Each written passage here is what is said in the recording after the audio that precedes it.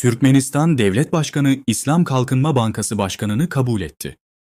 Türkmenistan Devlet Başkanı Serdar Berdimuhamedov, İslam Kalkınma Bankası Başkanı Muhammad Al-Casser'i kabul etti. Devlet Başkanı Berdimuhamedov, Türkmenistan'ın İslam Kalkınma Bankası'yla işbirliğinin uzun vadeli ve verimli olduğunu vurgulayarak, bankanın ülkede 30 yıllık üyelik süresince 20'den fazla projeye mali destek sağladığını belirtti. Bu projeler özellikle sağlık, eğitim, ulaşım, iletişim ve enerji sektörlerinde gerçekleştirildi. Öne çıkan projelerden biri sağlık alanındaki yatırımlardır. İslam Kalkınma Bankası, Türkmenistan'da hastane, sağlık merkezi ve rehabilitasyon tesisi inşasında önemli rol oynamıştır. Enerji sektörü de İslam Kalkınma Bankası'nın önemli destek verdiği alanlardan biridir. Türkmenistan'ın zengin doğal kaynaklarını geliştirmek ve temiz enerji projelerine yatırım yapmak için İslam Kalkınma Bankası ile işbirliği devam etmektedir. Ayrıca ulaşım altyapısı projeleri kapsamında Türkmenistan'ın coğrafi konumu avantaja çevrilerek uluslararası taşımacılık koridorlarının geliştirilmesi üzerine çalışmalar sürdürülmektedir. Özellikle Türkmenbaşı, uluslararası deniz limanı ve Hazar üzerinden geçiş yollarının geliştirilmesi bu projeler arasında yer almaktadır. Migrasyon konularında uluslararası kuruluşun bölgesel koordinatörü ile görüşme gerçekleştirildi. Dışişleri Bakanı Raşid Meredov ile Uluslararası Göç Örgütü'nün Orta Asya Bölge Koordinatörü Zeynal Gajiyev arasında görüşmeler yapıldı. Taraflar, göç yönetimi konusunda uluslararası normların ulusal mevzuata entegrasyonunun ve göç yasalarının etkili bir şekilde uygulanmasının gerekliliğini vurguladı.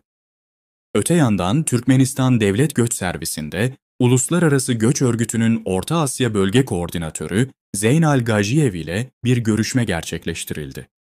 Görüşmede, göç yönetimi ile ilgili uluslararası standartların hukuki sisteme entegre edilmesi ve göç yasalarının etkin uygulanması hususlarında Uluslararası Göç Örgütü ile işbirliğinin güçlendirilmesi konusunda tarafların derin bir ilgi gösterdiği belirtildi.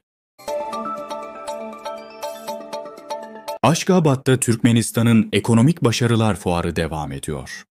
Dün, Türkmenistan'ın bağımsızlığının 33. yılı dolayısıyla düzenlenen Türkmenistan'ın Ekonomik Başarılar Fuarı Aşgabat'ta açıldı. Bu geniş kapsamlı fuar, ülkenin ekonomik kalkınma ve başarılarını geniş bir yelpazede sergiliyor. Özellikle enerji, petrol ve gaz, ulaştırma, lojistik, sanayi, yüksek teknoloji ve tarım gibi stratejik sektörlerdeki gelişmeler fuarın ana odak noktası oldu.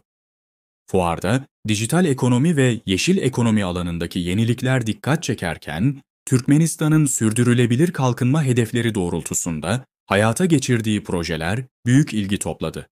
Ayrıca gıda üretimi, tarım, inşaat, sağlık ve eğitim sektörlerindeki başarılar da fuar alanında sergilendi.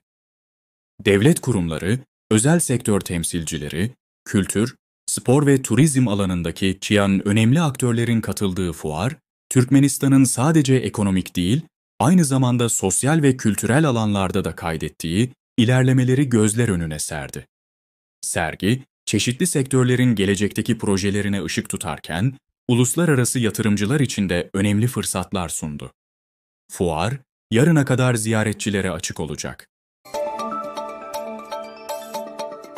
Moğolistan Cumhurbaşkanı Türkmenistan'a devlet ziyaretinde bulunacak.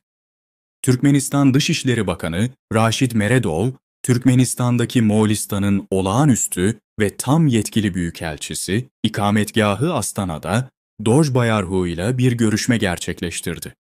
Görüşmede taraflar, Türkmenistan ile Moğolistan arasındaki ikili işbirliğinin mevcut durumunu ve iki ülkenin dışişleri bakanlıkları aracılığıyla bu işbirliğinin geleceğini geliştirme imkanlarını değerlendirdiler. İki ülke arasında karşılıklı ilgi duyulan alanlarda işbirliğini daha da geliştirme konusundaki kararlılık dile getirildi. Ayrıca görüşmede bu sonbaharda Moğolistan Cumhurbaşkanı Uhnagiin Kurelsuk'un Türkmenistan'a gerçekleştireceği devlet ziyareti hazırlıkları üzerinde de özel olarak duruldu. Türkmenistan-Almanya ilişkileri. 6 milyar 700 milyon ABD doları değerinde ticaret. Türkmenistan ile Almanya arasında uzun vadeli ve sistematik olarak gelişen ilişkiler, 90'dan fazla anlaşma ve sözleşmeyi kapsayan güçlü bir hukuki temele dayanmaktadır.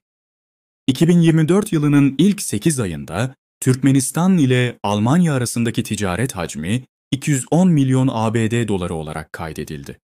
Bu rakam, bir önceki yılın aynı dönemine göre %63 oranında bir artışa işaret etmektedir. 1995-2023 yılları arasında iki ülkenin toplam ticaret hacmi 6 milyar 700 milyon yon ABD doları olarak gerçekleşti.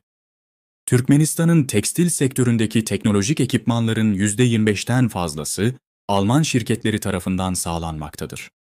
İşbirliği yıllarında Türkmenistan'a toplam değeri 468 milyon eurodan fazla olan 5000'den fazla Klaas marka tarım makineleri ve yedek parçaları teslim edilmiştir. 2023 yılının Kasım ayında Berlin'de düzenlenen Türkmenistan-Almanya İş Forumu'nda 22'li anlaşma imzalanmış, bunlar arasında 2024-2025 yılları için ekonomik işbirliğini geliştirme amaçlı yol haritası da yer almaktadır.